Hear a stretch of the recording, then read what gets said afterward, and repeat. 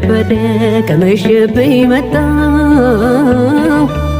ደጃፍ ላይ ቆምኩኝ እንዳልገባ ፈራው በደሌን ሳትመዝን ግቢ ብትለኝ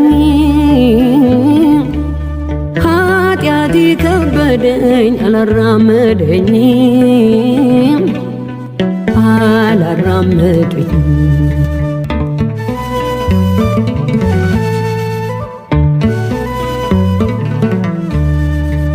የሰው ዕድሜው እኮ አጭር ነው ጥቂት ነው እንዴት ነው ሳላውቅህ ዘመኔ ያለቀው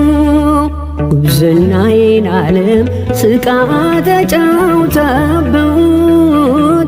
እንዴት ብዬ ልርገጥ ደጅህን በድፍረት